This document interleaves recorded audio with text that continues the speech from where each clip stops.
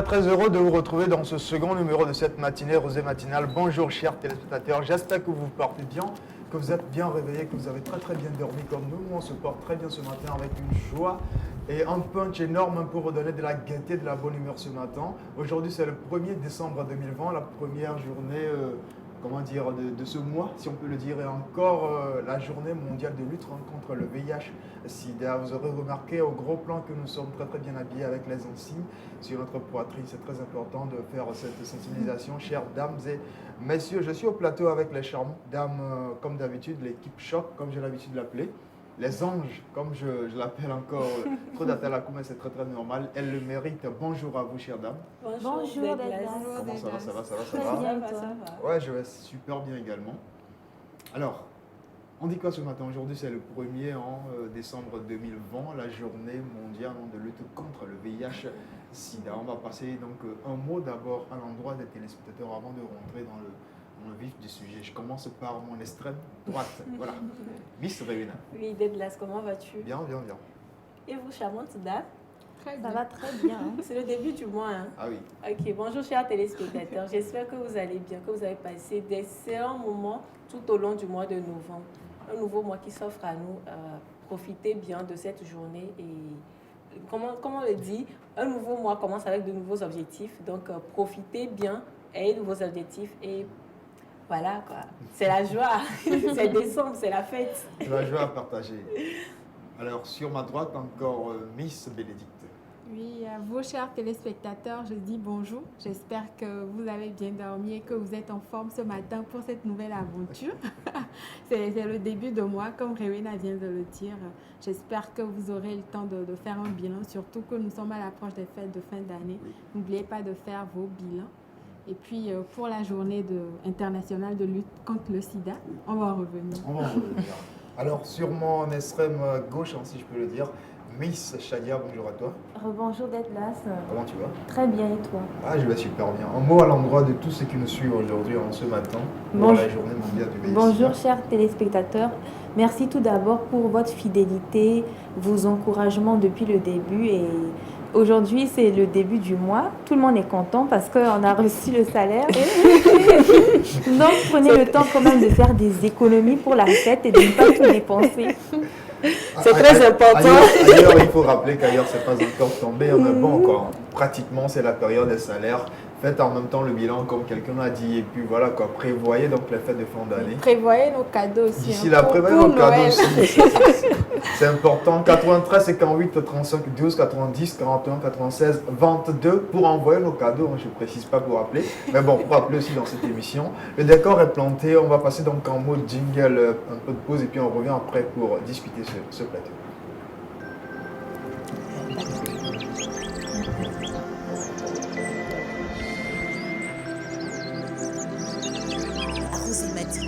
L'univers du savoir. Vous utilisez les portables et vous ignorez les conséquences. Sticker GIA anti-radiation. Ça, c'est pour les portables. Sticker GIA anti-radiation. Parce que c'est ça qui nous rend malades souvent. Il suffit de coller ça là. Bon, on coller le portable sur le dos. Et les Béninois ignorent ça. 2000 francs seulement pour sauver ta vie. Hein, Asia? Pour nous épargner les risques de cancer, les fatigues générales, les insomnies causées par l'utilisation des portables et appareils électroménagers, optons désormais pour les autocollants anti-radiation EMR.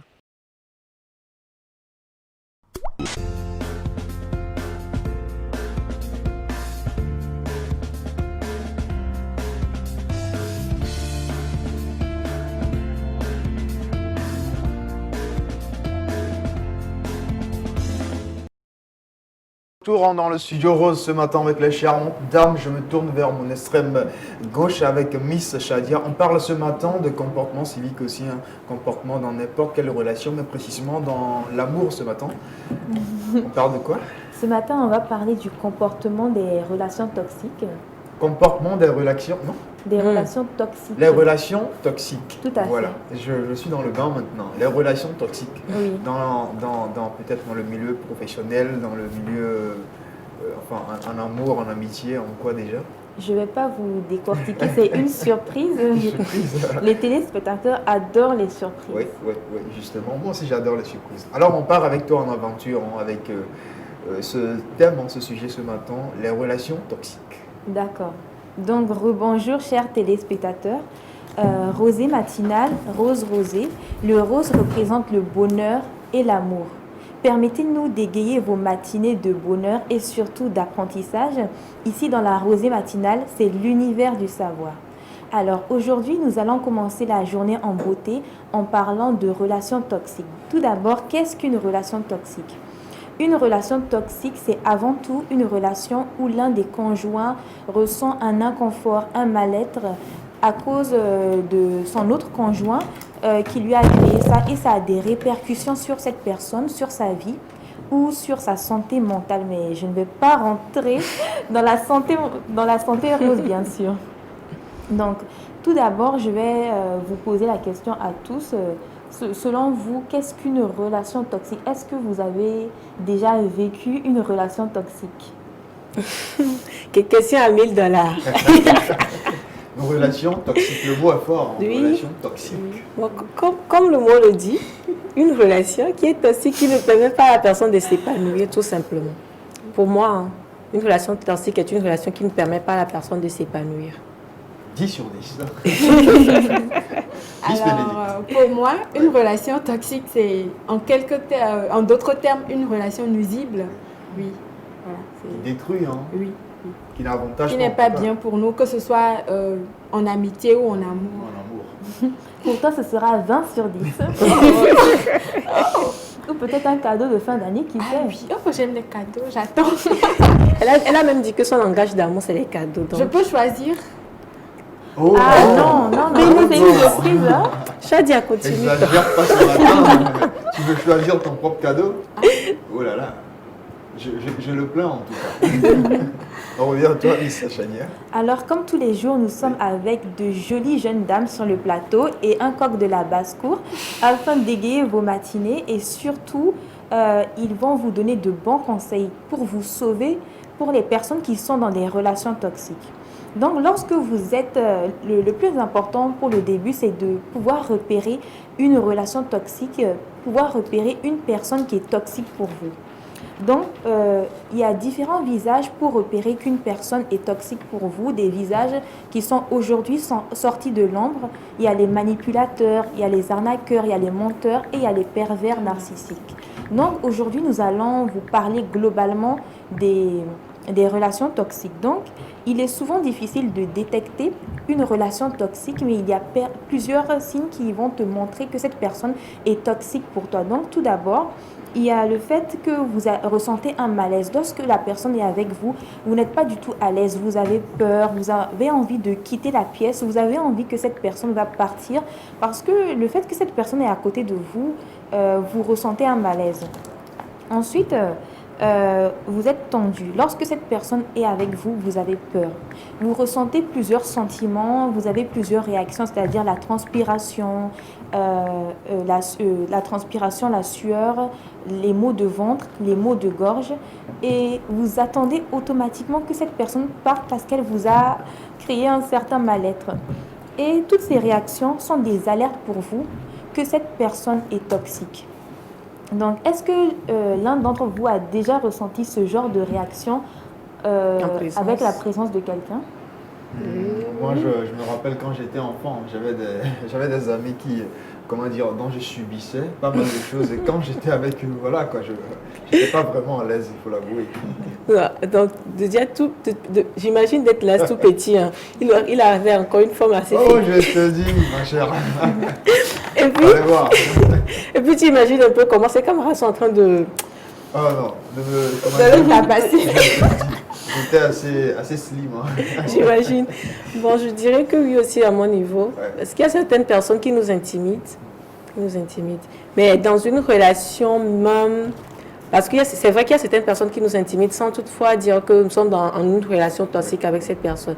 Je pense qu'on parle de relation quand il y a un lien déjà qui vous lie et que la personne profite ou vous manipule à base de ce lien ou de cette affection qui vous lie. Donc voilà un peu. Je dirais que oui. Les mots de vente, le stress, La transpiration, la transpiration, tout ce qui va le avec. vertige aussi. Et toi, La fin. Bénédicte? Alors, relation toxique, on rencontre des personnes tout le temps comme ça. Moi, je vais mettre un accent plus sur les personnes qui, quand tu es avec elles, elles ne cherchent que leur évolution. Elles t'utilisent pour évoluer. Et puis toi, tu es là, tu es caché, tu n'évolues plus, mais tu les aides à évoluer alors que toi-même, tu n'évolues pas. C'est ce qu'elles font, elles t'utilisent au fait. Voilà, right. Comme on dit en anglais, right. C'est vrai, il y a des gens, quand vous êtes en amitié, en relation avec eux, vous êtes toujours dans leur ombre. Vous n'évoluez jamais. C'est eux qui évoluent et vous êtes toujours dans leur ombre. Et ça, vous ne remarquez pas, enfin bien après que vous remarquez déjà, ils sont déjà loin. Voilà. Tout à fait, tu as tout à fait raison. Donc, pour y revenir, une personne toxique, c'est une personne qui va se plaindre en longueur de journée. Par exemple, lorsque tu es en relation avec une personne toxique, tu ne serais pas du tout à l'aise. Tu peux être là à parler en tant que femme avec un autre homme, juste parce que tu as souri à cette personne, la personne va te dire mais pourquoi tu lui souris, pourquoi tu fais ci, pourquoi tu fais ça. La personne va se plaindre en longueur de journée et ça sera très fatigant pour toi. Ensuite, en réalité, ce sont des personnes qui vivent dans un petit monde de frustration et de manque de confiance en soi. Pour finir, ce sont des personnes qui vous dévalorisent souvent. La personne va vous dévaloriser, par exemple, votre geste, votre façon de vous habiller. Ah tiens, cette robe, elle est vraiment moche. Pourquoi tu as fait ce geste? Pourquoi tu as fait ci? Pourquoi tu as fait ça? Vous allez perdre confiance en vous à cause de ces personnes-là. Donc, il est important d'avoir déjà sa propre personnalité et de ne pas écouter ce que cette personne vous dit. Si on devait faire un portrait robot des personnes toxiques, ce sont des personnes empoisonnées par de nombreuses peurs, qui ont une faible estime d'eux-mêmes et qui souffrent d'un sentiment d'infériorité. Ce sont des personnes qui sont frustrées et qui attirent beaucoup de négativité. Donc ces personnes-là veulent vous entraîner dans cette négativité. Lorsque vous avez repéré une personne toxique, nous allons vous donner certains conseils de ce que vous devez faire. Premièrement, vous ne devez pas laisser la personne vous envahir votre vie, vous contrôler, vous dire ce que vous devez faire et vous ne devez pas faire. Ensuite, vous devez être conscient de vos propres émotions. Moi, je suis comme ça. Moi, je me trouve belle comme ça. Vous ne devez pas laisser la personne vous dire des adjectifs péjoratifs, c'est-à-dire vous dire cette robe est comme si, toi, ta personnalité, c'est comme ça. Laissez cette personne vous détruire. Vous ne devez pas du tout la laisser. Ensuite, vous devez apprendre à vous préserver. Parce que les personnes toxiques sont les personnes qui... Bon, vous devez apprendre à livrer une bataille avec ce genre de personnes. Et l'adversaire est très coriace. Les personnes toxiques sont vraiment des adversaires très coriaces. Ensuite, vous devez également ne jamais oublier. Lorsqu'une personne toxique vous fait quelque chose, la personne va faire après semblant venir s'excuser et tout pour que vous oubliez. Et souvent, certaines personnes oublient. Elles passent à autre chose. Après, la personne va venir vous faire quelque chose de pire qui va vous faire sombrer dans une dépression pas possible. Il est important de ne jamais oublier. On peut pardonner, enlever toute rancune de notre cœur, mais ce n'est pas pour autant que vous allez être avec la personne comme avant. Vous pouvez mettre certaines distances avec cette personne. Ensuite, pour finir, il faut demander de l'aide. Souvent, par exemple, si moi je tombe sur une personne toxique, je vais demander l'aide de Bénédicte, qui va tout à fait me soutenir, m'aider, mais il est important de demander de l'aide de la famille, des amis proches, des gens à qui on peut faire confiance. Maintenant, nous allons partir en mode capsule pour regarder une vidéo qui nous parle des personnes toxiques. Si la régie est prête, on peut entamer avec la vidéo. Bonjour les amis, ici Stan Carré, sophrologue et coach en développement personnel. J'espère que vous allez bien. Dans cette vidéo, voyons ensemble les 5 signes qui vont vous permettre d'identifier si vous vivez une relation de couple toxique, oui ou non. C'est parti, on y va.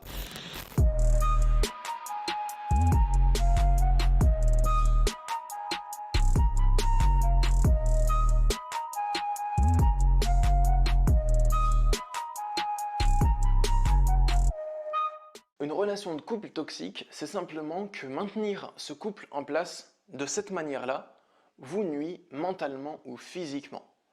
Pour que le couple reste tel qu'il est, vous devez faire des sacrifices. Vous devez soit vous sacrifier vous, soit l'autre membre du couple doit se sacrifier, mais il y a de la souffrance dans le fait de maintenir le couple en place. C'est ça une relation toxique. C'est une relation qui, tant que vous la laissez prospérer de la sorte, elle vous nuit. Donc si actuellement vous vous sentez mal dans votre couple sans en comprendre la raison, sans savoir pourquoi, eh bien peut-être que vous n'êtes pas fou ou pas folle et qu'il y a une relation toxique mise en place dans votre couple. Donc c'est parti pour les 5 signes. Premièrement, l'autre vous demande de changer différents aspects de votre personnalité. Si vous êtes en couple et que votre partenaire de couple, que ce soit un homme ou une femme, vous demande de changer des aspects importants de votre personnalité, il y a forcément une relation toxique. Surtout si c'est des aspects de votre personnalité que ça ne vous enchante pas de changer. Ok, dans un couple, on peut faire des compromis. On peut renoncer à certaines choses qui nous étaient un peu importantes au profit d'autres choses qui sont beaucoup plus importantes pour nous et qui nous apportent plus de joie. C'est ça un compromis. C'est arriver à faire des concessions avec l'autre pour le bien-être du couple. Mais si le bien-être du couple égale votre mal-être à vous, là, la relation est toxique. Si les modifications que vous faites sur votre personnalité, c'est soit des modifications de la structure profonde de votre personnalité et que ça ne vous plaît pas et que ça ne vous fait pas du bien de le faire, ou bien que vous faites des changements intérieurs, que vous vous adaptez pour le couple, mais que vous n'en tirez pas de bénéfices assez gratifiants, assez grands pour vous permettre d'avoir envie de continuer à le faire, ça veut dire forcément qu'il y a un déséquilibre dans le couple entre ce que le couple vous apporte et ce que vous lui donnez. Si vous donnez beaucoup plus au couple qu'il ne vous apporte, vous allez peut-être en avoir marre au bout d'un moment. Pas dans le sens de calcul et de manipulation, loin de là, mais simplement si vous sentez que vous vous videz de votre énergie dans le couple et que celui-ci ne vous apporte rien en retour, c'est peut-être qu'il y a un déséquilibre ou une toxicité dans la relation. Deuxièmement, attitude dévalorisante ou méprisante de la part de l'autre partenaire. Si l'autre partenaire vous dévalorise, ou vous traite avec mépris, ou qui vous regarde de haut avec dédain et une expression faciale un peu de dégoût ou de moquerie, c'est toxique. Il ne vous respecte pas, il se moque de vous, il vous humilie, c'est de l'humiliation ça. Et ça, c'est pas bon. Pourquoi votre partenaire de couple il vous humilierait? Qu'est-ce que vous avez besoin de vous mettre avec quelqu'un qui vous humilie? Je suis sûr que vous tout seul, vous vous humiliez pas comme le partenaire de couple peut vous humilier dans le cas où c'est une relation toxique. Troisième signe, vous restez en couple principalement par peur ou par culpabilité. C'est plus la joie, la motivation, le plaisir, l'amour qui font que vous êtes porté par un élan de bien-être et par un élan d'amour qui fait que vous êtes dans le couple.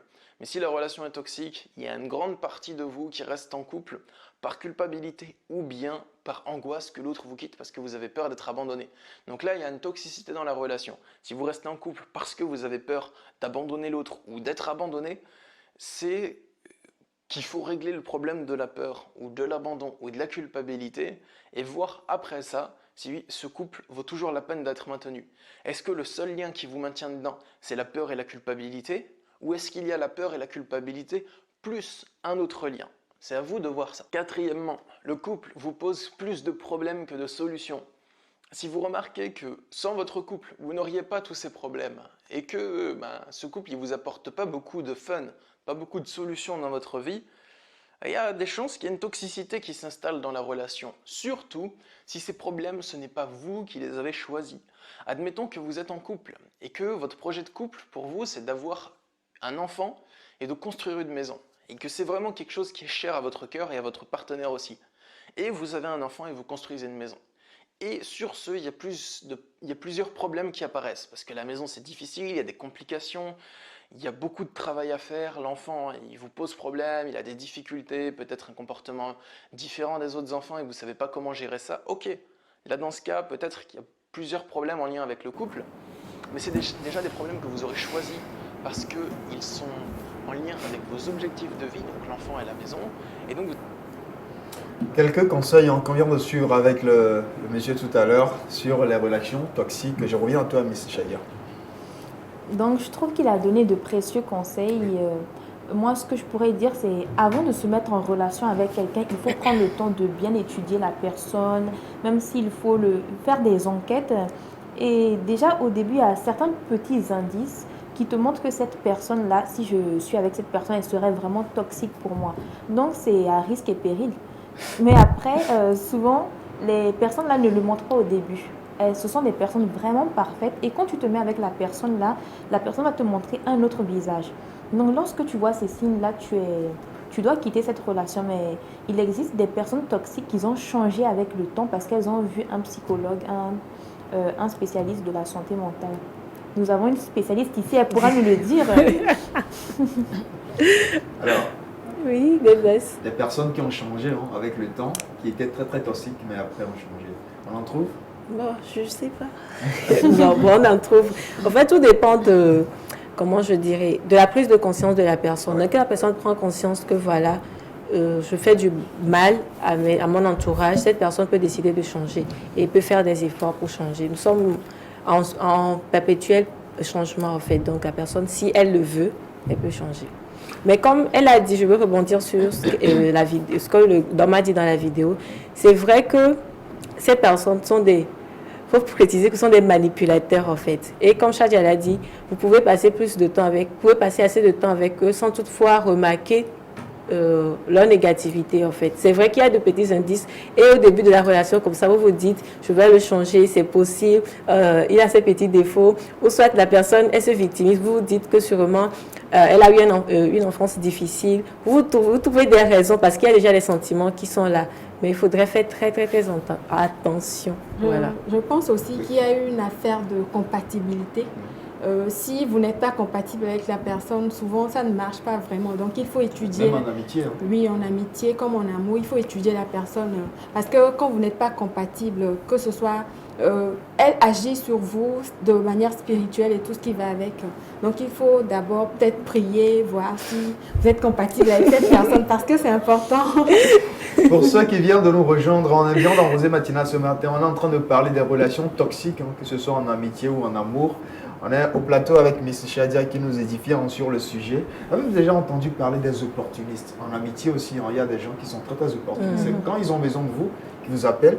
C'est quand ils ont besoin de vous qu'ils sont vraiment là. Sinon, ils ne sont pas vraiment là. Et ça, vous ne remarquez pas ça souvent. Les opportunistes en amitié. Bon, moi, je me dis qu'à un moment donné, tu peux remarquer que cette personne est opportuniste parce que la personne va te dire « Ah tiens, paye-moi des mèches brésiliennes. Ah tiens, on part à la plage. » Et lorsque vous partez à la plage, la personne a oublié son argent. Donc, moi, je me dis que la personne fait exprès et tu utilises. Donc, à un moment donné, tu vas t'en rendre compte. Donc, soit tu restes avec cette personne parce que tu adores la personne. Souvent, il y a certaines personnes, tu sais que la personne n'est pas bien pour toi, mais tu ne peux pas te détacher de la personne. Soit tu dégages la personne de ta vie en même temps. Ne pas se laisser envahir, comme tu as dit tout à l'heure, être conscient de ses émotions et aussi ne jamais oublier quand on vous fait quelque chose dans ce genre d'amitié. On part avec toi en mot de conclusion pour ce sujet ce matin. D'accord, donc chers téléspectateurs, ce matin, ce que je pourrais vous dire, c'est avant de vous mettre dans toute relation amicale ou bien professionnelle, mais surtout aujourd'hui on parle d'amour, donc relation amoureuse, étudiez la personne de long en large avant d'être avec cette personne. Et lorsque vous êtes avec cette personne, prenez le temps d'étudier. Souvent, il faut mettre certaines personnes à l'aise. Lorsque vous mettez quelqu'un à l'aise, vous pouvez voir la vraie nature de la personne peu à peu. Il y a certains pièges à faire à certaines personnes et vous voyez le vrai visage de la personne. Et lorsque vous voyez ce genre de signe, ça veut dire que cette personne est vraiment assez toxique pour vous. Donc, quittez de cette relation ou bien soit demandez à cette personne de consulter un spécialiste de la santé mentale. Ce sera tout. Autant de conseils qu'on peut donner. Évitez les manipulateurs, les pervers narcissiques, ceux qui vous dévalorisent, ceux qui vous font perdre confiance et encore ceux qui empoisonnent vos relations. Très important, on était avec Miss Shadia ce matin, on parlait des relations toxiques, que ce soit en amour ou en amitié. Fin avec toi ce matin. On se retrouve demain avec un autre numéro. On est toujours au plateau. Maintenant, on va recevoir Miss Rewena qui va nous parler de santé mentale, santé psychologique. Aujourd'hui, c'est le 1er décembre, je le rappelle encore, la journée mondiale de lutte contre le VIH-Sida. On est avec un spécialiste ce matin, un géant quand même du domaine. On se retrouve tout à l'heure après cet intermède et ce jingle. Shadia, tu restes là, s'il vous plaît, pour venir.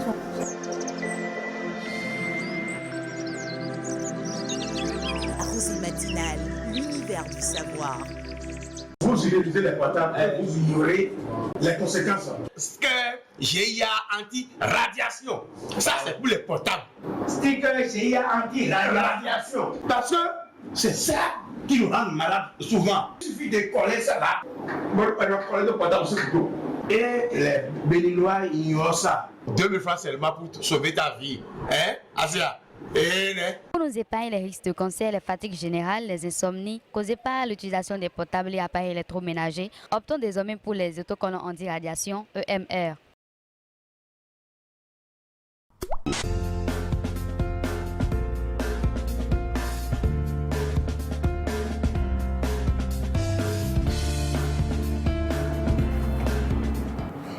Santé mentale, santé rose, on est au plateau avec un invité ce matin, Monsieur Manu Kodjo Akama. Il est psychologue clinicien de la santé. Il est aussi doctorant, chercheur à l'université de Lomé sur les questions de sexualité des jeunes et adultes, en particulier les jeunes non séropositifs. Il est aussi manager du cabinet CEFSCO, voilà, CEFSCO, et puis spécialiste aussi en santé mentale des personnes souffrant de maladies chroniques, dont le VIH-Sida, et puis des enfants et ados vulnérables. Autant de casquettes pour lui, monsieur donc Manu Kodjo Akama, je le rappelle encore, il est invité ce matin de Rewena. On va parler santé mentale, santé rose. Rewena. Oui. Bonjour à toi. Bonjour Deadlice. Bonjour chers téléspectateurs. Pour ceux qui viennent de nous suivre, merci pour votre fidélité. Merci beaucoup à monsieur Kama pour sa présence, à Kama plutôt, pour sa présence ici. Ravi de le retrouver au plateau. Oui. C'est un véritable honneur. Voilà. Donc aujourd'hui, c'est la journée mondiale de lutte contre le VIH-Sida et nous avons décidé de parler un peu de la prise en charge psychosociale des personnes vivant avec le VIH. Vous savez, dans notre rubrique La santé mentale, la santé rose, nous parlons un peu du bien-être des personnes, du bien-être psychologique, émotionnel, cognitif. Donc, les personnes vivant avec le VIH-Sida ont aussi besoin d'accompagnement psychologique et nous voulons faire connaître à la population ce que c'est et comment ça se fait. Voilà. Le décor est planté. On va parler ce matin donc du VIH-Sida, des conseils aussi à donner à l'endroit de ces personnes séropositives. Ce n'est plus un tabou, c'est plus un sujet tabou, on en parle tout le temps maintenant. Il faut quand même sensibiliser ces gens-là sur le sujet. On revient à toi, monsieur Akama. Bonjour à vous. Bonjour. Comment est-ce que vous vous portez? Je vais bien. Vous êtes le second homme qui m'accompagne auprès de ces Charentes ce matin. Alors, on parle donc de santé. Oui. Corina. Bon, déjà, c'est vrai que depuis le bas âge, à l'école primaire, on donne la définition du VIH-Sida, mais je vous laisse quand même l'occasion de nous définir ce que c'est et ses symptômes. Voilà. D'accord, merci beaucoup. D'abord, il faut rappeler qu'aujourd'hui, nous sommes le 1er décembre 2020 et puis l'OMS a choisi comme thème de cette année solidarité mondiale et responsabilité partagée. Donc, c'est le thème sur lequel la communauté internationale travaille en domaine de VIH cette année. Alors, comme vous le savez, quand on parle du VIH, c'est le virus de l'immunodéficience humaine et qui, quand ça attaque l'organisme de tout individu avec des pathologies aussi diverses, parce que il faut une certaine symptomatologie, parce qu'un seul signe ne permet pas de dire que la personne présente les signes manifestes. Donc il y a différentes sortes de symptomatologie qui, avec le temps, si la personne n'est pas prise en charge, ça amène ce qu'on appelle l'étape SIDA. Donc c'est tous ces signes qu'on appelle après le syndrome de l'immunodéficience acquise. Donc voilà un peu avancé quand on parle du VIH-Sida et puis du SIDA. Donc ce qui veut dire qu'une personne qui a le virus ne fait pas encore la maladie? Non, une personne qui a le virus, on l'appelle un porteur sain. Okay. Donc c'est quand la personne ne se fait pas dépister très tôt et puis la personne traîne avec la maladie durant un certain nombre d'années et ça se propage dans son organisme avec différentes sortes de maladies. Et la particularité du VIH, c'est que le VIH en fait n'est pas une maladie en tant que telle. Le VIH vient ouvrir la porte à toutes sortes de maladies que vous pouvez avoir. Donc c'est pourquoi aujourd'hui dans les centres de santé, quand vous allez vous présenter différentes sortes de symptômes, la première chose qu'on essaie de vérifier, c'est de vérifier votre statut sérologique. Voilà, parce qu'il n'y a pas un signe spécifique où on dira que voilà, ça c'est le VIH seul qui donne ça. Donc il y a différentes sortes de symptômes. Bon, nous allons quand même encore rappeler aux téléspectateurs quels sont les modes de transmission du VIH-Sida. Oui, essentiellement, il y a 3 modes de transmission. Donc, le premier mode de transmission, c'est la transmission par les rapports sexuels non protégés. Donc, quand vous avez un partenaire, vous n'avez pas connaissance de son statut sérologique, habituellement, des fois, c'est des partenaires occasionnels.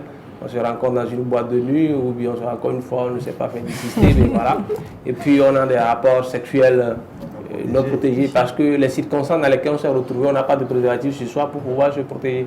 Voilà, du coup, les gens contractent le VIH par cette voie qui est la transmission par les rapports sexuels. Il y a la transmission par la voie sanguine, c'est-à-dire l'utilisation des objets souillés de sang. Aujourd'hui, il y a beaucoup d'efforts qui ont été faits dans ce domaine quand même, dans la mesure où quand vous allez chez les coiffeurs et puis les dames qui font les pédicures, manicures, ils ont été formés, sensibilisés pour pouvoir stériliser les outils qu'ils utilisent dans ce domaine-là. Maintenant, le dernier mode de transmission, qui est la transmission de la mère à l'enfant. Donc, les dames qui sont enceintes ne se font pas consulter dans les centres de prise en charge accrédités où on doit les faire dépister très tôt, et puis qui accouchent dans des conditions macabres, et puis voilà. Et la contamination peut se faire par voie intra-utérine, c'est-à-dire que depuis la conception, ça c'est la première phase. La deuxième phase, peut-être que quand la dame est partie pour se faire accoucher, on n'a pas dépisté, l'accouchement ne s'est pas fait dans de bonnes conditions. Donc ça peut être aussi se faire lors de l'accouchement. Et le dernier niveau, c'est lors de l'allaitement. Donc c'est pourquoi il y a beaucoup d'efforts qui se font aujourd'hui pour que les mères séropositives puissent prendre les dispositions nécessaires jusqu'à ce que les enfants ne soient pas infectés. Donc il y a des efforts qui ont été faits depuis les années 2000. Bientôt 20 ans, où il y a un programme qu'on appelle la prévention de la transmission de la mère à l'enfant, qui permet de lutter sur cet aspect de transmission. Voilà les 3 voies de transmission. Okay, d'accord. Donc, ce qui veut dire qu'une mère séropositive peut porter une grossesse jusqu'à terme et l'enfant ne sera pas séropositif. Tout à fait. Si elle se fait suivre dans un centre de santé. Oui. Ok, d'accord. Alors, dans la plupart des cas, dans vos centres, comment est-ce que les personnes viennent faire le test de dépistage parce qu'elles veulent connaître leur statut ou c'est par obligation? C'est parce que, est-ce qu'elles le font de façon naturelle ou elles viennent le faire parce qu'il y a une demande? Donc, la personne se lève pour faire son bilan ou est-ce que c'est par obligation dans la plupart des cas? Non, il y a différentes sortes d'approches. Parce qu'il y a des gens qui aimeraient connaître leur statut sérologique, peut-être qu'ils ont eu des comportements à risque. Nous parlons de comportements à risque, par exemple, le rapport sexuel non protégé avec un partenaire, on ne sait même pas son statut sérologique. Donc, vu qu'ils se disent que, attention, il faudrait pour moi que j'ai connaissance de mon statut sérologique, donc eux-mêmes ils viennent volontairement pour se faire dépister.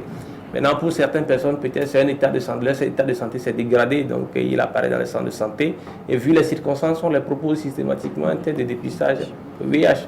Maintenant, au-delà de ça, il y a différentes sortes d'ONG qui organisent des campagnes de dépistage qu'on appelle stratégie avancée ou stratégie mobile, où on va vers les populations pour les permettre de leur offrir ce service-là, qui n'ont pas les moyens de venir dans les centres de santé qu'on les offre gratuitement pour connaître leur statut sérologique. Ok, d'accord. Maintenant, après avoir fait le test de dépistage, comment se fait l'annonce? Est-ce que les médecins peuvent le faire ou forcément il faut avoir la présence d'un psychologue pour pouvoir annoncer cela à la personne? Bon, d'abord, avant qu'une personne ne se fasse dépister, il y a ce que nous appelons le conseil pré-dépistage. Donc, il faut un conseil pré-dépistage et un conseil post-dépistage. Parce que c'est une phase au cours de laquelle on évalue le degré d'acceptabilité de la personne. Parce que quand vous avez une personne à qui vous dites qu'il a le VIH-Sida, donc il y a un travail psychologique qui se fait, on évalue d'abord le niveau d'acceptation du résultat, parce que le résultat peut être soit positif ou négatif. Ou des fois on a aussi des résultats indéterminés, c'est-à-dire la personne vient, on ne sait pas si c'est positif ou négatif, donc il faut demander à la personne de revenir après. Donc c'est au cours de ce conseil-là qu'on évalue tous ces trucs. Maintenant quand le résultat sort, qu'est-ce qu'il faut faire? Il faut faire l'annonce. Voilà un peu. Quand c'est négatif, c'est négatif. Quand c'est positif, c'est positif. Voilà. Maintenant, il y a beaucoup de personnes qui ont été formées. On a formé des conseils psychosociaux en termes d'annonce du statut sérologique des gens. Il y a les médecins qui le font, il y a des assistants médicaux qui le font, et puis les psychologues le font.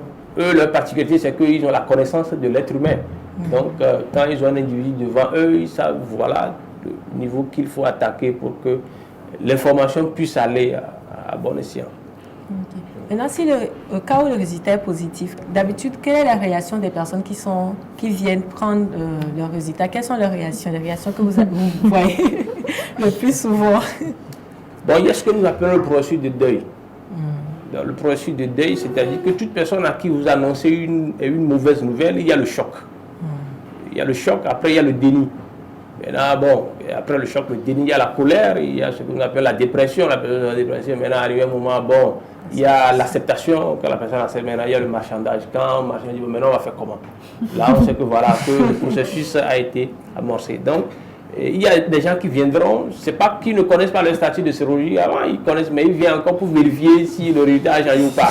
Donc, vous ne pouvez pas naturellement attendre les mêmes réactions auprès de ces personnes-là. Ils vont dire, bon, mais ils ne vont pas vous dire ouvertement qu'il avait déjà connaissance de son statut. Mais quand vous explorez, vous faites un travail de fond, vous vous rendez compte que bon, ce n'est pas nouveau pour lui ce qu'il vient d'apprendre. Peut-être qu'il avait connaissance de ça avant, mais peut-être maintenant il est prêt pour se mettre en... Alors, on est ce matin avec M. Manu Kodjo Akama, l'invité de Rewena. Il est encore spécialiste en santé mentale des personnes souffrant de maladies chroniques, dont surtout le VIH-Sida. On en parle, on a des conseils à donner et comment aussi annoncer ces nouvelles aux séropositifs qui viennent de faire donc, le test VIH-Sida. On revient à toi, M. Manu Kodjo Akama. Comment se fait l'annonce au niveau des enfants? D'accord. Habituellement, la plupart des enfants que nous avons, c'est les enfants qui ont été contaminés par voie materno-fœtale. C'est-à-dire qu'ils l'ont contracté auprès de leur mère. Et un enfant de 2 ans, 3 ans, 5 ans, vous ne pouvez pas dire qu'il a le VIH. Donc, il y a ce que nous appelle le processus de l'annonce. Dans le processus de l'annonce, il y a des ONG qui ont un programme spécialement pour les enfants vivant avec le VIH. Donc, les enfants sont accompagnés depuis 3 ans, 4 ans, 5 ans. Et puis, on les prépare progressivement. Chaque âge avec l'information qu'il faut donner. Donc, au fur et à mesure que les enfants grandissent, il faut savoir à quel niveau d'information le donner, à quel niveau. Et puis, ça marche en harmonie avec les compétences académiques que ces enfants ont. Dans la mesure où, vous savez, aujourd'hui, les enfants sont formés sur les maladies transmissibles ou non transmissibles dans l'école. Donc, des fois, quand vous évoluez bien dans le processus, arrivé à un moment, c'est par déduction, l'enfant même te dit naturellement que voilà, la maladie dont je souffre, c'est telle maladie. Et puis, il faut aussi l'apprendre à gérer le secret, parce que ça devient un secret familial. Parce que l'enfant, c'est vrai qu'il a le VIH-Sida, mais est-ce qu'il a les compétences nécessaires pour pouvoir comprendre l'impact de cette maladie-là? Donc, le psychologue, en harmonie avec la famille, on apprend l'enfant à mieux gérer le secret autour de la maladie. Dans la mesure où, normalement, le psychologue n'est pas celui qui est censé directement faire l'annonce à l'enfant sans le consentement éclairé des parents. Donc, parce que la relation parent-enfant, c'est une relation de confiance qui est très importante pour nous, les psychologues. Donc, du coup, il faudrait s'assurer que le parent donne son OK ou préparer d'abord le parent aussi. À ce que l'enfant grandit, il faudrait qu'il prenne conscience de son statut sérologique. Parce que ça contribue aussi à son observance au traitement. Voilà. Donc, de façon générale, comment se fait l'accompagnement psychosocial de façon des personnes séropositives?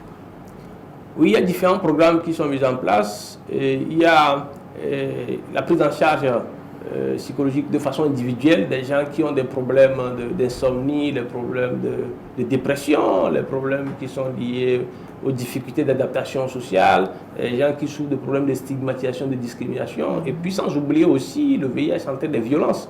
Les violences basées sur le genre, les violences à caractère sexuel au sein des couples. Donc, l'approche individuelle, c'est de pouvoir accompagner ces personnes-là à pouvoir mieux vivre avec la maladie. Maintenant, au-delà de ça, il y a ce que l'on appelle les activités de groupe. Il y a les groupes de parole qui constituent un cadre où on permet aux personnes vivant avec le VIH de pouvoir exprimer leur vécu quotidien. Et donc, il y a des thématiques qui sont abordées selon leur propre désir. On leur donne le libre choix de pouvoir aborder une thématique au sein de la communauté. Et puis bon, voilà, ils débattent de ça. Et puis le psychologue qui est là, ou bien le conseil psychosocial, il essaie d'ajuster, de mettre les mots sur ça. Et puis bon, voilà. Maintenant, il y a ce que nous appelons aussi le groupe d'autosupport, ou le groupe de paix, c'est-à-dire que ça, c'est les personnes vivant avec le VIH eux-mêmes qui organisent les activités entre eux. Il y a des gens qui ont des expériences par rapport à certaines choses, ils partagent leur expérience avec de nouvelles personnes et qui permettent à ces personnes-là de s'en rendre compte que au sein de la communauté, je ne suis pas la seule personne, il y a plusieurs personnes qui sont là, mais qui ont quand même une certaine vie beaucoup plus responsable face à la pathologie. Donc voilà un peu ça. La même activité se fait aussi au niveau des enfants, mais avec des thématiques aussi un peu. C'est différent. Voilà, c'est ça la prise en charge psychosociale. Maintenant aussi, il y a des structures qui accompagnent dans la prise en charge nutritionnelle. Parce que Oui, au-delà de ça, quand vous donnez des molécules qui sont des molécules lourdes, il faudrait qu'on se dise la vérité. Ces personnes qui, des fois, n'ont pas de quoi se nourrir, mais le traitement, ça ne marche pas parce que la personne ne peut pas prendre le traitement à rendre vie. Donc, il y a la prise en charge nutritionnelle aussi qu'il y a des structures qui font. Est-ce que... Ah bon. Oui. Vas-y. Est-ce que le sujet est assez sensible ce matin. Voilà. Est-ce que les personnes ont assez de moyens ou les médicaments sont donnés gratuitement? Non, je tiens à rappeler que depuis octobre 2008, la prise en charge médicamenteuse des personnes vivant avec le VIH est gratuite sur toute l'étendue du territoire. Donc, aucun patient ne dépense un franc pour payer le traitement antirétroviral. C'est pareil dans le monde ou c'est uniquement au Togo ici? Non, c'est un truc au niveau mondial. N'importe où vous allez, la prise en charge est gratuite. On donne les molécules gratuitement, on ne paie pas un franc pour avoir un traitement. Ah, ok, d'accord. Même le suivi psychosocial aussi? Ah, bien sûr, bien sûr. Il y a des projets qui ont été rédigés où les psychologues ont été recrutés dessus, les conseils psychosociaux ont été recrutés dessus pour pouvoir aider ces personnes. Et les conseils psychosociaux, des fois, ils font des visites à domicile. Ils vont dans la communauté auprès de ces personnes-là pour voir comment ils vivent leur maladie et puis comment ils sont entourés au niveau de la famille, tout et tout.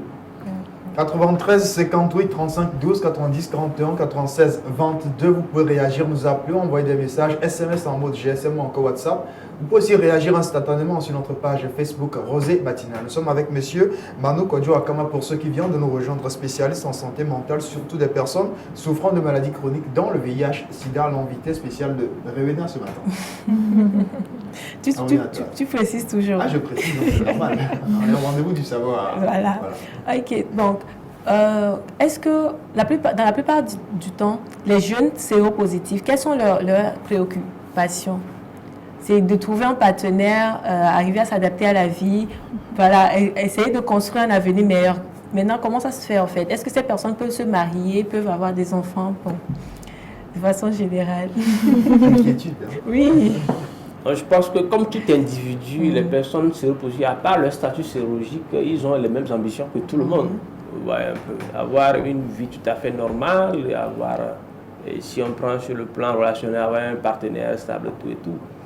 Et maintenant, moi, j'ai fait mon étude en thèse de doctorat sur la sexualité des jeunes adultes, études comparatives portant sur les jeunes adultes séropositifs. Et puis, le résultat est très intéressant, dans la mesure où vous vous rendez compte que, quand on parle en matière de sexualité, les femmes séropositives et les femmes séronégatives, il n'y a pas de différence au niveau de l'excitation sexuelle chez ces personnes-là. Ça, c'est le premier aspect. Maintenant, au niveau de la vie avec les partenaires, nous nous sommes rendus compte que les femmes séropositives, eux, ils aimeraient quand même avoir un partenaire fils. Vous voyez un peu. Voilà. Et puis, une personne qui les accepte tels qu'ils sont pour mieux vivre avec leur pathologie. Et puis, on s'est rendu aussi compte que c'est une couche qui aimerait avoir d'enfants plus vite que la majeure partie des jeunes qui sont connus séronégatives. Je ne sais pas si c'est parce qu'il y a l'angoisse de la mort peut-être qui guette sur ces personnes-là, parce qu'habituellement quand on parle de VIH, il y a l'angoisse de la mort. On se dit que peut-être que d'ici 10 ans, 15 ans, on va mourir, je ne sais pas, mais donc il faut préparer la succession. Donc du coup, on a constaté chez ces personnes-là que c'est des personnes qui aimeraient avoir une vie relationnelle et puis avoir aussi des enfants. Voilà, par rapport à la population de façon générale. Au-delà de ça, ce qui concerne leurs besoins, ouais, ils aimeraient réussir aussi leur vie comme tout autre individu. Mais ce qui fait la particularité, c'est que ceux qui sont nés par voie materno-fœtale et dans les années 98-2000, c'est des gens qui ne sont pas du tout complexés parce qu'ils se disent que bon, à ce moment-là, mon papa, ma maman ne savent pas qu'il y a des procédures qu'il faut utiliser pour pouvoir ne pas contracter la maladie.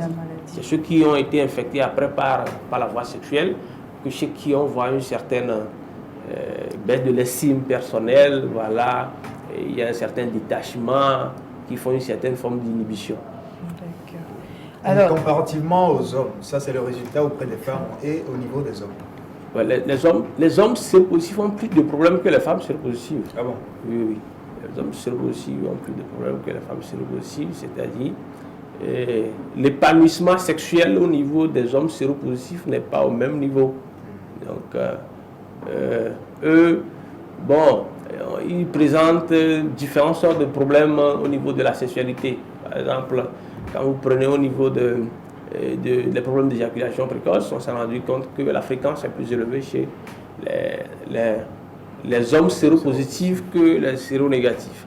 Et quand on parle de l'inhibition sexuelle, c'est-à-dire que la perte de l'érection, c'est un problème qui est plus présent chez les hommes séropositifs que les séronégatifs. Donc c'est ce que l'étude a révélé en partie. Maintenant, si la personne prend ses produits, son traitement, cette personne peut avoir des relations sexuelles sans toutefois se protéger avec son partenaire ou bien son mari.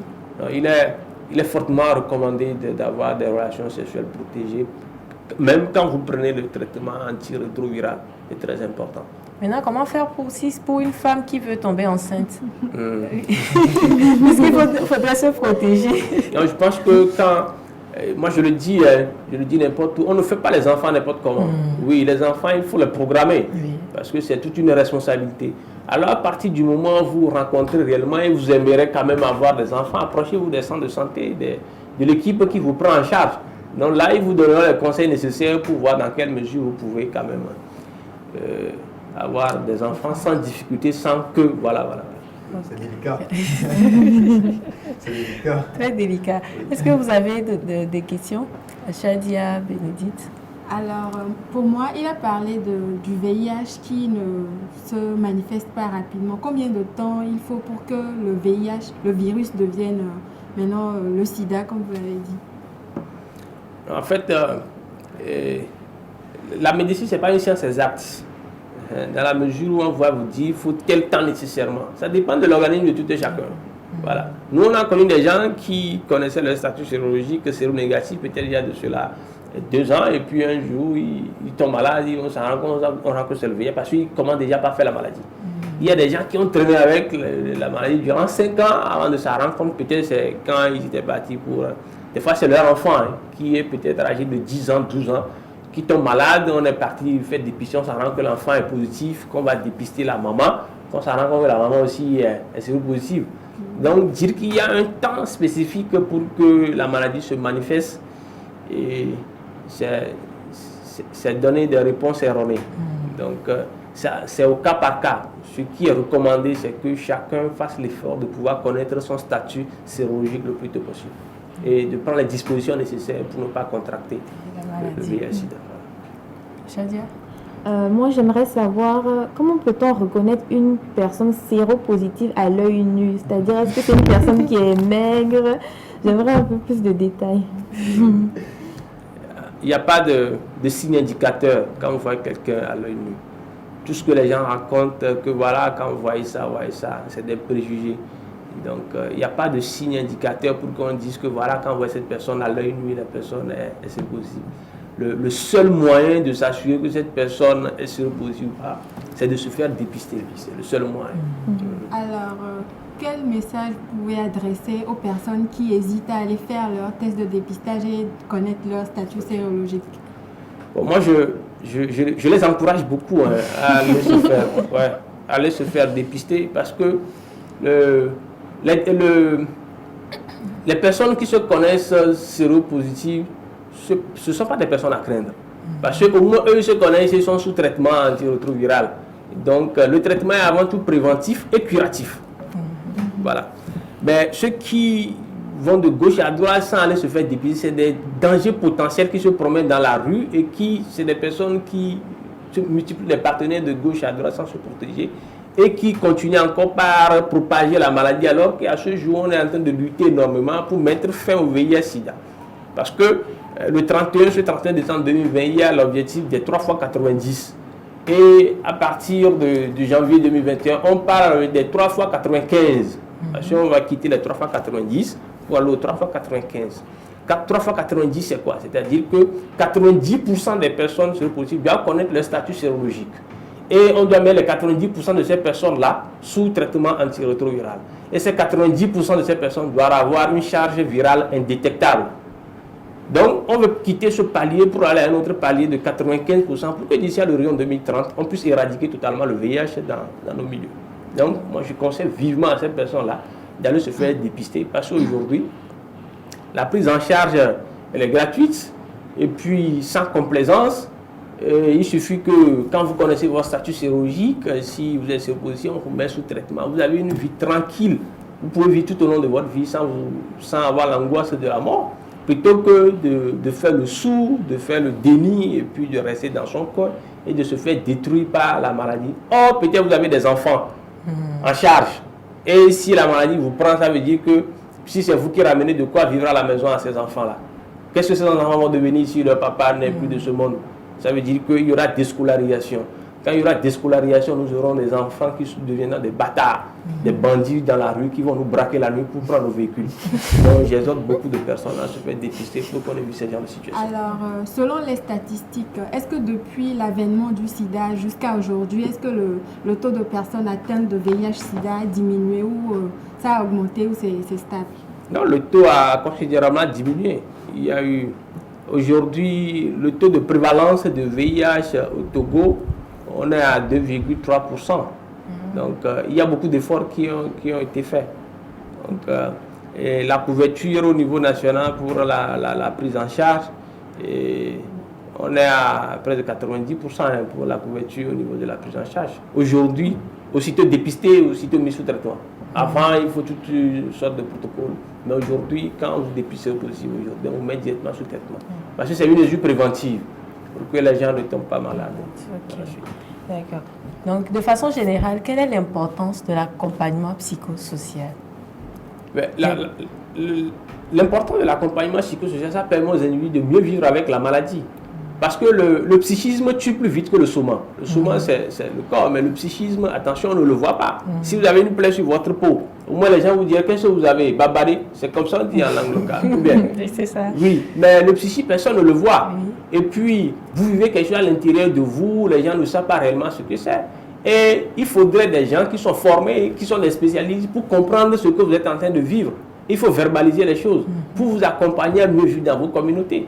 Parce que des fois, les discours qui sont tenus par peut-être certains membres de votre famille, vous vous sentez isolé, mis à l'écart, il y a des sentiments d'inutilité, sentiments d'inefficacité, sentiments de culpabilité et remise en cause. On se demande à quoi vaut vraiment ma vie. Donc la prise en charge psychosociale, ça qui donne la force à ces personnes de dire que oui, peu importe la situation dans laquelle nous nous trouvons, nous sommes des individus aussi, nous avons droit aussi à ce gâteau de Dieu qui est la vie. Voilà. Merci. Nous sommes avec monsieur Akama Kodjo Manu, voilà, spécialiste donc en santé mentale des personnes souffrant justement avec le VIH, SIDA, des maladies chroniques, et aussi pour les enfants et les ados. Revenant en mot de fin, peut-être à l'endroit, un mot de fin pour vous aussi à l'endroit des téléspectateurs qui nous suivent ce matin. Il faut rappeler, c'est la journée mondiale de lutte contre le VIH-SIDA. Nous sommes le 1er décembre 2020 cette année. Quelles sont les mesures, encore l'objectif, le thème de cette année, au niveau de l'OMS? Et comme je l'ai dit au départ, on dit solidarité mondiale, responsabilité partagée. Ça veut dire que c'est un problème qui concerne nous tous. Donc, du coup, peu importe notre statut sérologique, que vous êtes positif ou négatif, la question du VIH, c'est une question qui concerne nous tous. Parce que si vous ne le portez pas, un membre de votre famille porte cette maladie-là, et si vous n'accompagnez pas des gens à mieux vivre, peut-être qu'un jour c'est votre fille ou votre, je ne sais pas qui va se retrouver dans la même situation. Donc, je dis pour cette journée, je sais qu'il y aura des campagnes de dépistage gratuits qui se feront un peu partout.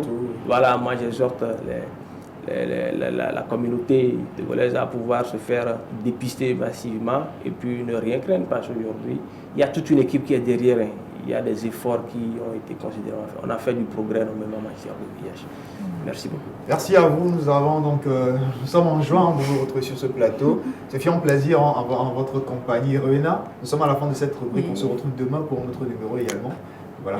Merci, chers téléspectateurs, pour votre fidélité et surtout, ne stigmatisez pas les personnes vivant avec le VIH. Ce sont des personnes, comme le psychologue vient de le dire, qui doivent aussi goûter au cadeau de la vie que Dieu nous a donné. Au cadeau que Dieu nous a donné, qui est la vie. Voilà. Donc, dépistez-vous. C'est très important. C'est le message, dépistage obligeant pour chacun, pour connaître son statut sérologique. On est à la fin de cette rubrique en santé mentale avec Miss Rowena. On se retrouve tout à l'heure avec Bénédicte pour parler cinéma.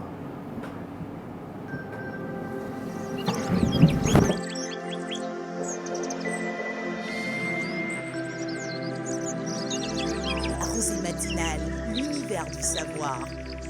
Vous utilisez les portables et vous ignorez les conséquences. Sticker GIA anti-radiation. Ça, c'est pour les portables.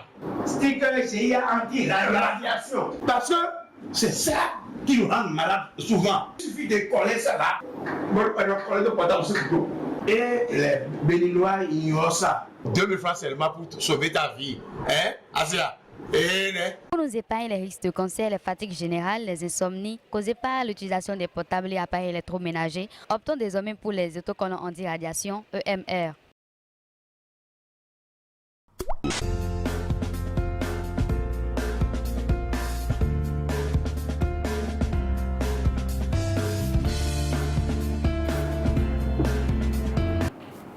Nous sommes au rendez-vous du 7e art. On va parler cinéma ce matin avec Miss Bénédicte qui est à ma gauche. Rebonjour à toi. Bonjour Deadlas. Ça va bien? Ça va bien? Oui, très bien. Ça va? Surtout avec les conseils de psychologue. Psychologue, hein? Je suis bien informée. Et puis... voilà. Il faut comprendre hein, quand on ne reconnaît pas un séropositif à l'œil nu. Oui. D'accord. Donc alors, après, on ira faire le test de dépistage. On est avec toi ce matin pour parler cinéma. Qu'est-ce que tu nous rapportes aujourd'hui? C'est mardi. Hein? Oui. Bonjour chers téléspectateurs, nouveau mois, nouveau défi. Alors c'est encore l'heure de la chronique rose et comme d'habitude nous allons parler de cinéma. Aujourd'hui nous allons rester en Afrique pour parler d'un film ghanéen, un long métrage produit par Yvonne Nelson qui est également actrice dans ce film, accompagnée de son homonyme Yvonne Okoro et puis de l'actrice ivoirienne Alexandra Amon. Ce film nous raconte l'histoire de 3 actrices qui, à la poursuite de leur rêve de devenir des stars, se rencontrent lors d'un casting de cinéma. Et puis, une amitié va naître entre elles et puis elles vont ensemble cheminer et à la poursuite de leur rêve. Mais elles vont connaître quand même une réussite, mais elles vont se rendre compte qu'il leur manque quelque chose que ni la célébrité ni leur fortune ne peut leur octroyer. C'est une personne avec qui partager leur vie, un mari. Alors beaucoup de femmes aujourd'hui se disent qu'il faut d'abord oublier le côté partenaire, arriver au sommet avant de se trouver un mari, alors qu'à la longue ça devient compliqué parce que vous prenez de l'âge et puis vous n'arrivez plus, c'est difficile pour la femme de trouver son conjoint. C'est ce que nous révèle ce film. Il faut d'abord trouver une personne avec qui évoluer. Il ne faut pas forcément chercher l'évolution, chercher à arriver au sommet avant de chercher le partenaire parfait avec qui partager notre vie. Si la régie est prête, on va suivre un extrait de ce film.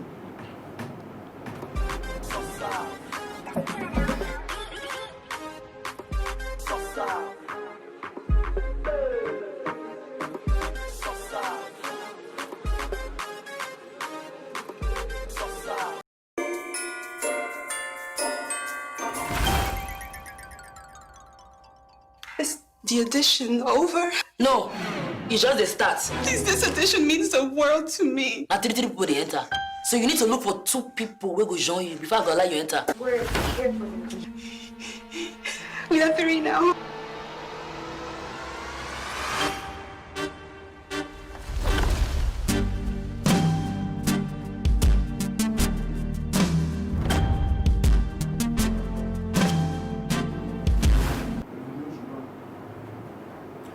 Nous sommes de retour au plateau en problème technique comme vous l'aurez remarqué avec cette vidéo. On va revenir tout à l'heure, mais on part encore dans le détail. Décision pour les femmes, est-ce qu'il faut choisir son conjoint avant d'avoir une stabilité économique, financière ou professionnelle ou encore rentrer dedans avant? La question est tournée vers les dames. Beaucoup pensent qu'il faut d'abord s'autonomiser. Hier, on en parlait. De l'autonomisation financière des femmes. Est-ce qu'il faut d'abord trouver son travail, être assez stable avant de pouvoir rentrer dans une relation ou enfin l'inverse? L'opinion est forcément partagée. L'opinion est partagée. Ravina, de quel côté? Bon, je me dis, il faut quand même trouver le minimum avant de rentrer dans une relation. Le minimum? Oui. Avoir des objectifs. Maintenant, ensemble, vous pouvez construire quelque chose. Peut-être pas forcément attendre que je vais tout avoir. Mais l'essentiel surtout, c'est d'être épanoui. À chacun ses objectifs, à chacun sa façon de voir la vie. Je dois avoir mon travail, mon salaire assez conséquent. Je dois continuer à besoin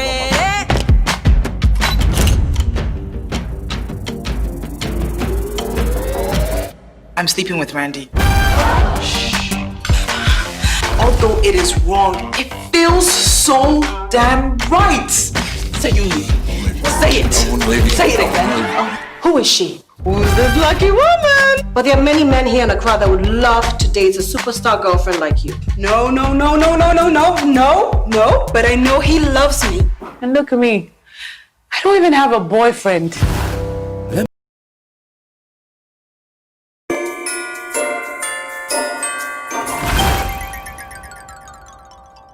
Is the audition over? No, it's just the start. Please, this audition means the world to me. Now three people they enter. So you need to look for 2 people who go join you before I go let you enter. We are 3 now.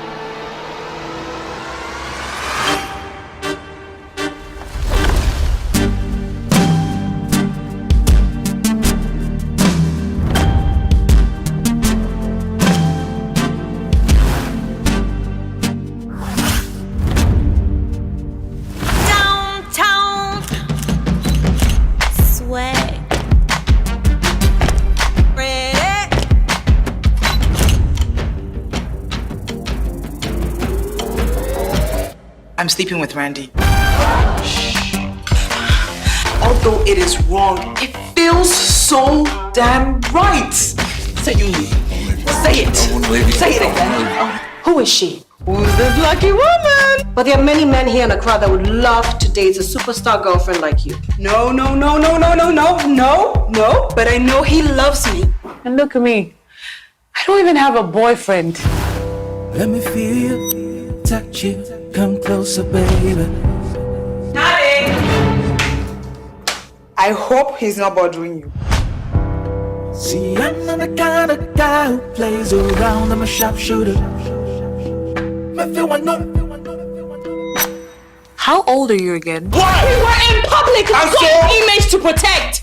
You begging my arms all night, yeah, you're calling me little in front of your friends? So what? So he's left, so now he doesn't remember me. After he slept with me, now he doesn't remember me.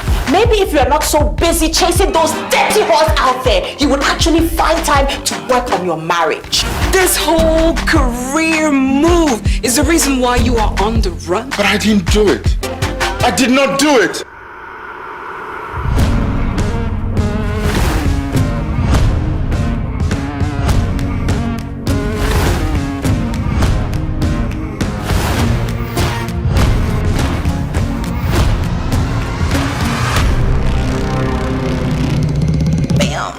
My name is Wendy, and I'm the woman who knows your biggest secret. And just in case you do mess up, I might just be able to fix it.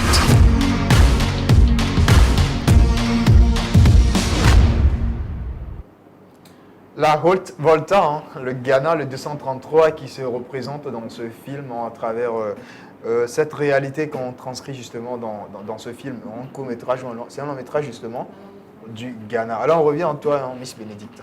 Alors c'était le film Fixas, un film ghanéen produit par Yvonne Nelson et réalisé par le Nigérien Pascal Amanfo. Ce film a mis en vedette 3 actrices, mais je vais plus mettre un accent sur les 2 actrices. Yvonne Nelson en premier, qui est la productrice. Elle est née le 12 novembre 1985 à Accra. Elle est actrice ghanéenne, mannequin, productrice de cinéma et chef d'entreprise. Elle a joué dans Princesse Tiara. C'est ce film qui l'a révélée au monde. Elle a également joué dans beaucoup de films, mais c'est plus la Princesse Tiara qui l'a révélée au public. Il y a également Alexandra Hamon, c'est une Ivoirienne, voilà, c'est elle qui passe à l'écran. C'est une Française d'origine ivoirienne, née le 27 juillet 1981 en France. Elle est actrice, scénariste et productrice, entrepreneur et philanthrope. Elle a fait ses études aux États-Unis et avant de revenir en 2008 chez elle à Abidjan. Je précise qu'en 2006, elle a obtenu un bachelor en publicité de l'Institut Pratt. Ouh là là. Félicitations. Autant de background des visages, hein, des célébrités, des géants hein, dans ce film qu'on reconnaît. Moi, je reconnais pas la plupart parce que voilà, quoi, je ne suis pas trop film ghanéen et tout. Voilà.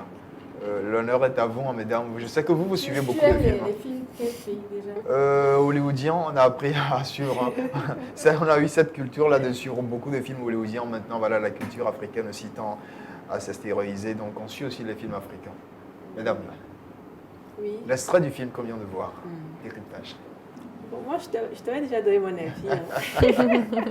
C'est calé, hein? Tout dépend de quand tu trouves l'amour. Ouais. Mais il ne faudrait pas se mentir.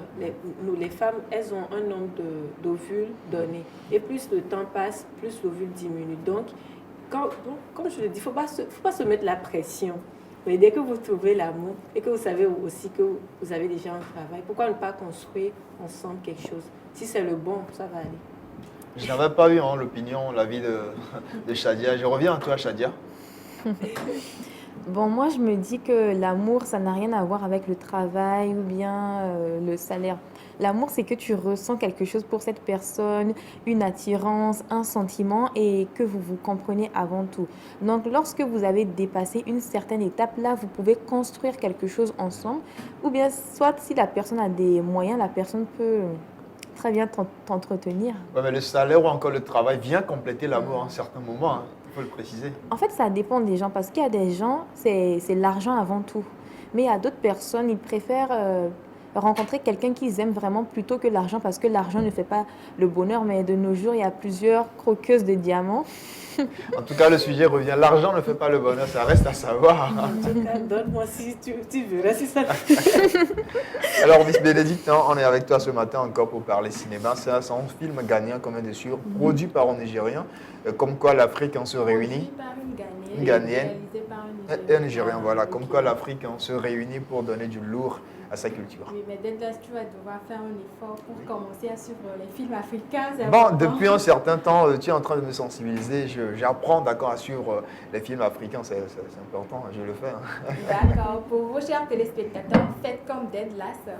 Commencez par suivre les films africains. Ah, c'est important, promets. c'est notre richesse, il faut s'encourager. Alors, en second lieu, je vais aller avec un petit message de sensibilisation par rapport au sida. Je ne vais quand même pas survoler sans ça, parce qu'aujourd'hui, c'est la journée mondiale de lutte contre le sida. Je vais aller avec une vidéo de sensibilisation sur le sida. Comme le docteur l'a évoqué, le premier... le premier moyen de transmission, c'est les rapports sexuels non protégés. Alors, ce message va sensibiliser à prendre notre avenir en main, surtout pour nous les jeunes, parce qu'aujourd'hui, on a tendance à dire que voilà, le sida, ça ne tue plus et tout ce qui va avec, mais c'est un mal en soi qu'il faut éviter. Alors, si la régie est prête, nous allons aller avec cette vidéo de sensibilisation sur le VIH-Sida. Joli discours. Merci. On va donc en mode capsule en complicité de la régie.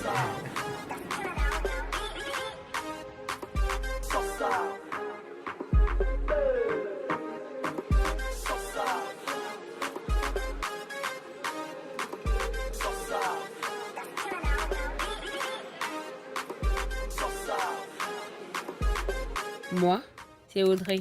Je viens d'avoir mon bac et la bourse pour l'Afrique du Sud.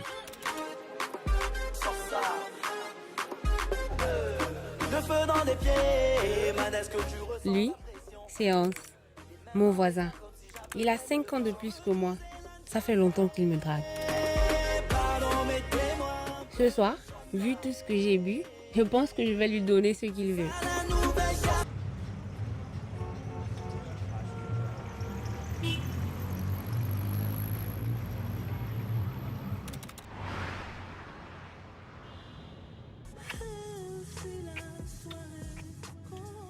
Oh bébé, oh. Ça fait un bail que j'attends ça, tu peux pas savoir. Oh. Je vais t'amener au 10e ciel ce soir. On dit 7e ciel, idiot. Et puis, est-ce que tu auras assez de présents pour m'emmener même au 2e? Oh bébé, laisse ça. À Balriel, c'est encore mieux. Toi là, hein? Taxi, on double pour la pharmacie du commissariat central. 2000, c'est pas assez, il faut rajouter 1000 francs. Tu vois, c'est compliqué. En plus, ça va nous faire perdre trop de temps. Ah, bébé. À partir de là, j'ai deux choix. Écouter Hans, et là, je rentre chez moi. Je passe quelques semaines à profiter de ma jeunesse. Puis des nausées commencent. Je vomis tous les matins. Ma mère s'en rend compte.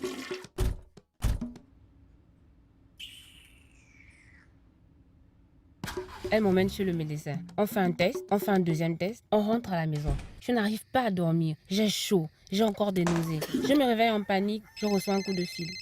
Je suis enceinte. Ma mère pleure, mon père a honte. Mes études en Afrique du Sud s'éloignent. Mes ambitions de grande carrière s'évanouissent. On ne répond pas à mes appels.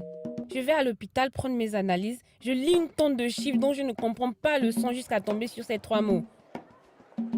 Test VIH positif.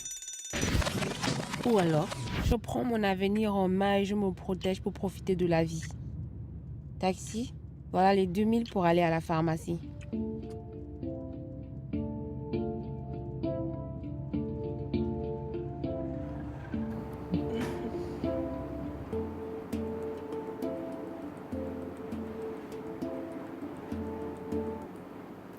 On a toujours le choix. Toujours. C'est toute la moralité, la leçon que je viens de retenir dans cette vidéo. On a toujours le choix. On ne va pas tomber dans des erreurs, dire après, j'ai pas eu le choix. On a toujours le choix. Il faut juste jauger un peu la situation et prendre la bonne décision. Comme quand on dit, je suis tombée enceinte par accident. Non. Comme si tu étais là, tu partais dans la rue et puis tu es tombé sur un zizi sauvage. C'est ce qu'on dit. Hein? De toutes les façons, on a comment toujours se le choix. fait-il que tu es tombée enceinte par accident? Non, mais rien, là, c'est grave. Ah, Bénédictin, très belle vidéo qui sensibilise la jeunesse aujourd'hui sur le VIH-Sida et puis voilà, les rapports sexuels non protégés. Alors, chers jeunes, on va falloir prendre notre avenir en main et penser à beaucoup de choses avant de pouvoir poser des actes. Souvent, on sort et puis on voit des personnes avec qui on entretient des relations sexuelles sans penser à notre avenir. Ne pas penser seulement au fait de tomber enceinte, tout ce qui va avec, il y a plus loin.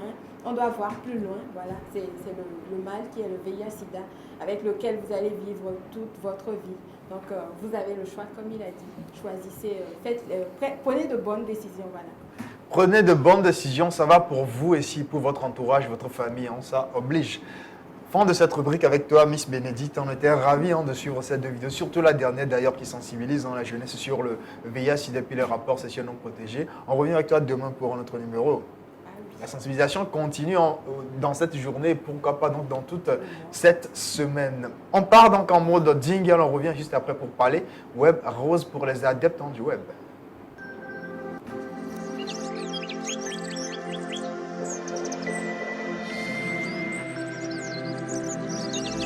Rosée matinale, l'univers du savoir. Vous utilisez les portables et vous ignorez les conséquences. Sticker GIA anti-radiation. Ça, c'est pour les portables. Sticker GIA anti-radiation. Parce que c'est ça qui nous rend malades souvent. Il suffit de coller ça là. Coller le portable sur le dos. Et les Béninois ignorent ça. 2000 francs seulement pour sauver ta vie. Hein, Asia? Pour nous épargner les risques de cancer, les fatigues générales, les insomnies causées par l'utilisation des portables et appareils électroménagers, optons désormais pour les autocollants anti-radiation EMR.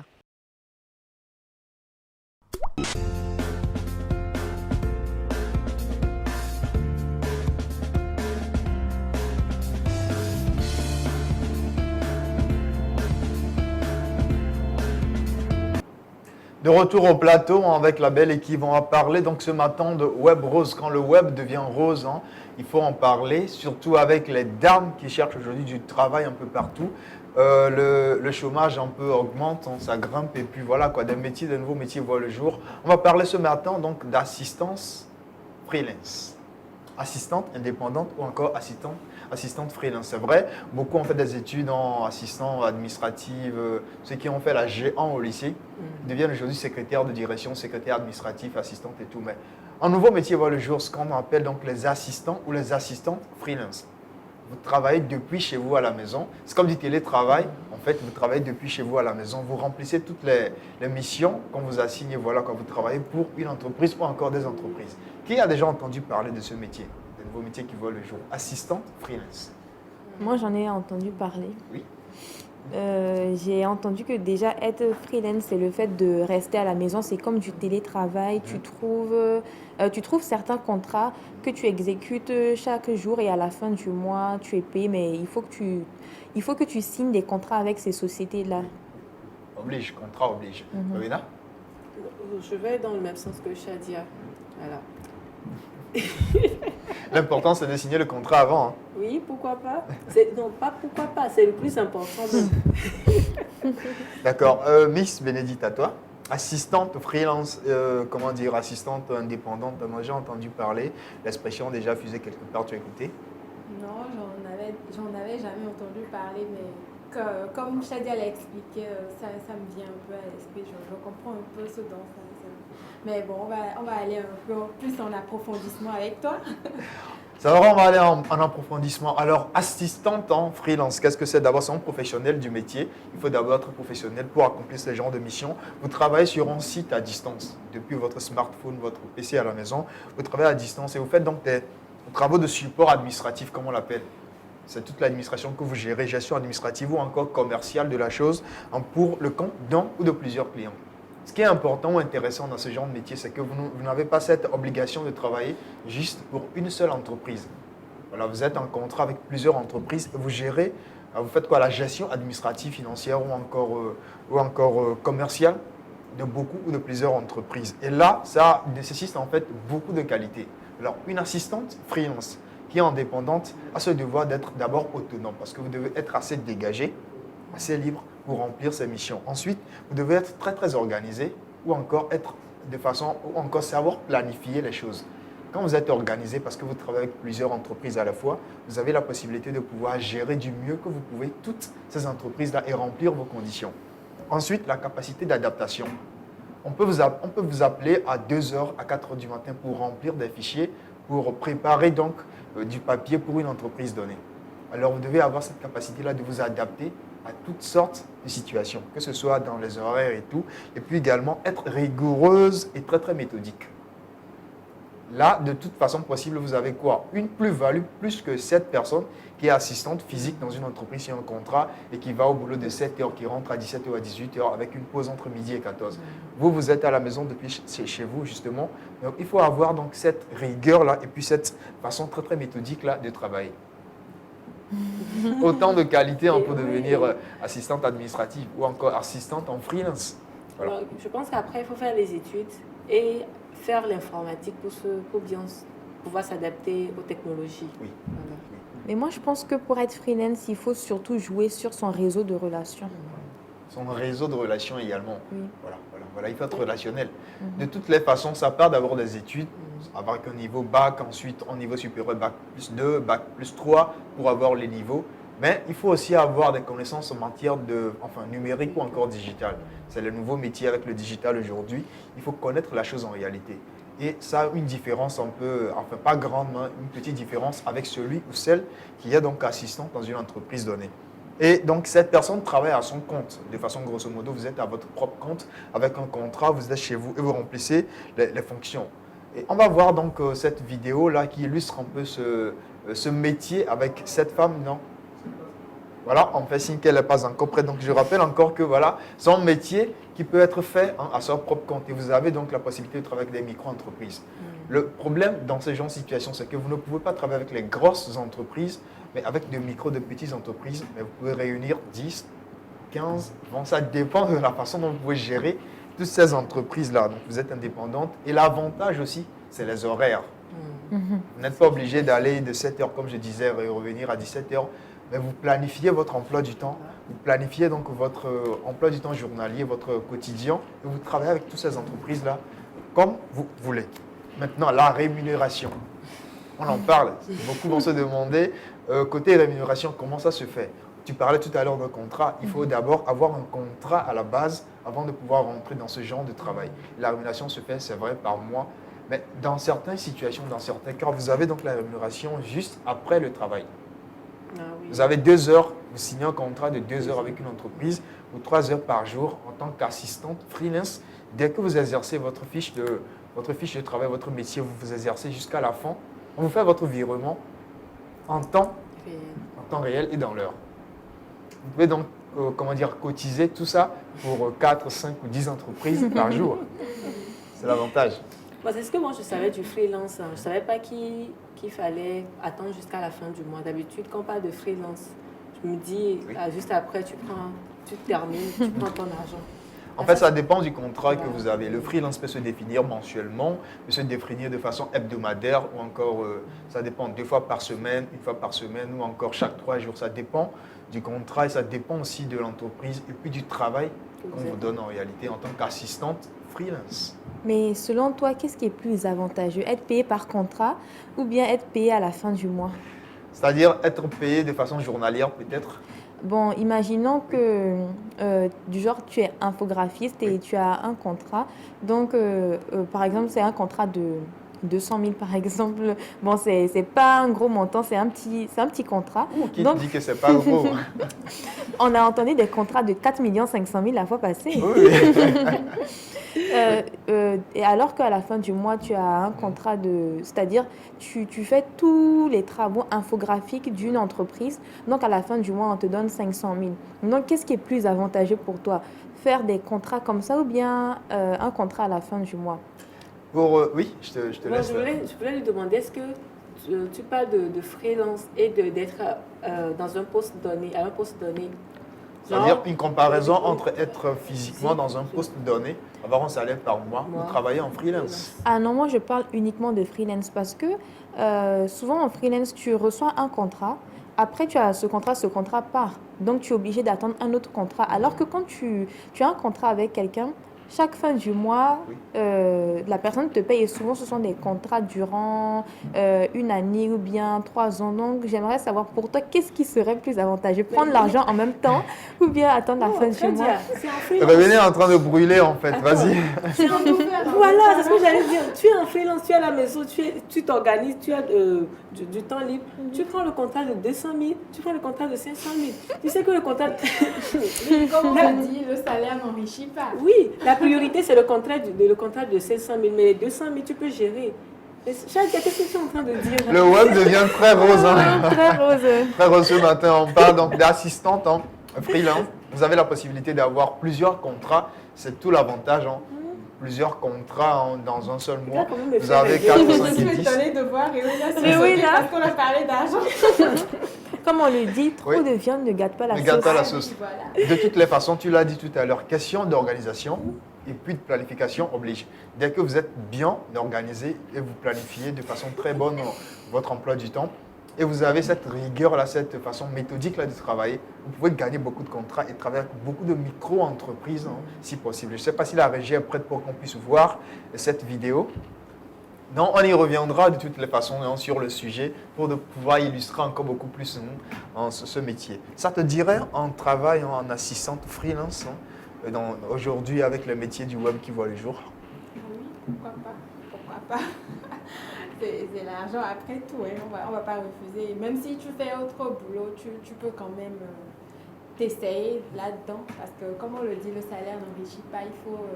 gérer de gauche à droite et tout ce qui va avec, afin de pouvoir gagner son pain quotidien. Aujourd'hui, on est dans le 21e siècle, on dit qu'il faut avoir beaucoup de métiers. Voilà, la vidéo elle est prête, on va suivre, on peut une partie revenir après. Dans la vidéo du jour, je mets en lumière le rôle d'une assistante freelance. Tout d'abord, je vous invite à vous abonner à la chaîne, sans oublier d'activer la petite cloche pour être alerté.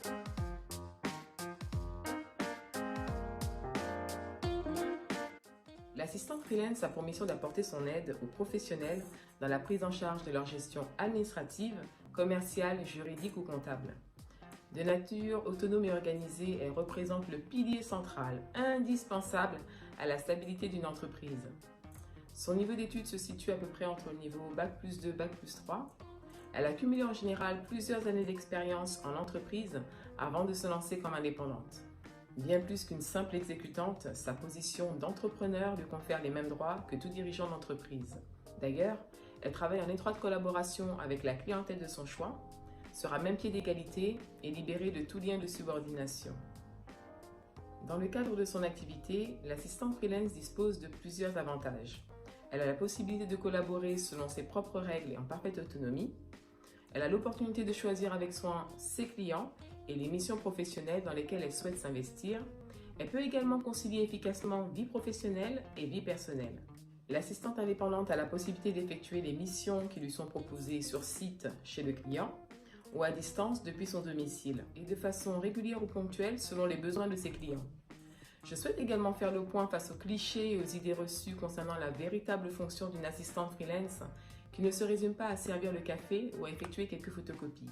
À travers ce métier que je prends plaisir à exercer, j'ai pour mission de faire évoluer les mentalités. Une assistante indépendante ne se contente pas d'exercer ce que l'on veut bien lui dicter, mais au contraire, elle apporte son aide pour gérer et améliorer toute l'organisation liée à la gestion d'entreprise. Si j'en crois mon expérience, le goût du challenge me pousse à aller au-devant des choses afin d'envisager des points d'amélioration et ainsi trouver des solutions à chaque problématique. D'ailleurs, si j'en crois le témoignage de l'un de mes clients, pour être opérationnel, une assistante freelance doit faire preuve d'une bonne capacité d'adaptation. Selon lui, une assistante se distingue par la valeur ajoutée qu'elle offre à son client. Par exemple, en lui apportant un réel soutien, notamment au niveau des stratégies, prise de décision et en participant ainsi à la croissance d'une entreprise. Le métier d'assistante indépendante mérite d'être reconnu. C'est aussi pour cette raison que j'ai donné naissance au blog qui met à l'honneur les assistantes freelance en devenir, mais aussi celles qui se démènent chaque jour pour améliorer le quotidien de leurs clients. J'espère que cette vidéo vous aura apporté des informations utiles sur cette... Tout ce qui renferme ce métier-là d'assistante freelance. Aujourd'hui, on ne peut pas donc se résumer à faire des photocopies, à servir le café, tout comme dans le métier en physique. Vous n'êtes pas de supérieur hiérarchie d'une certaine manière, vous n'êtes pas de subordonné non plus. Vous avez le choix de décider de l'entreprise avec laquelle vous allez travailler. Et puis voilà, vous êtes assez libre. Vous êtes moins stressé aussi. Moins stressé aussi. Mais surtout, il faut préciser qu'il faut avoir assez d'expérience. Oui. Et pendant l'expérience, tu te crées des relations. Ça rejoint ce que Shadia disait, le côté relationnel. Et Nous sommes là. Oui, dis-moi. Il faut être aussi diplomate, c'est très important. Diplomatant. C'est le dernier mot en tout cas de Shadia sur laquelle on termine cette émission. Merci de nous avoir suivis. C'était donc Rosée Matinale encore une fois pour vous, un cher téléspectateur, une émission pour vous, mais surtout pour nous, mais surtout pour vous également parce que nous sommes là pour vous. On se retrouve demain pour un autre numéro. D'ici là, portez-vous bien. N'hésitez pas donc à faire le test de dépistage, c'est très très important. Et écrivez-nous aussi sur notre page Facebook Rosée Matinale pour vos inquiétudes et tout ce que vous voulez. Donc, fin de cette émission, on se retrouve demain. Un mot à l'endroit des téléspectateurs, un dernier mot en 30 secondes peut-être. Alors, chers téléspectateurs, n'hésitez pas à faire vos tests de dépistage et aussi ne stigmatisez pas les personnes vivantes avec le VIH-Sida. Pas de stigmatisation. C'est-à-dire allez vous faire votre test de sida, bonne journée et surtout bon appétit. Il est très important de manger. Bénédicte. Avant chaque rapport sexuel avec une personne inconnue, pensez à vous protéger. Très important. Alors sur ce, on se dit à demain avec de nouvelles surprises. On se dit à demain. N'hésitez pas peut-être à rentrer dans le métier en freelance, assistante et tout. Les nouveaux métiers qui voient le jour, c'est très important. Vous êtes autonome, vous êtes aussi entrepreneur à votre propre compte. Bye bye, au revoir, on se retrouve demain et à bientôt. Bye bye.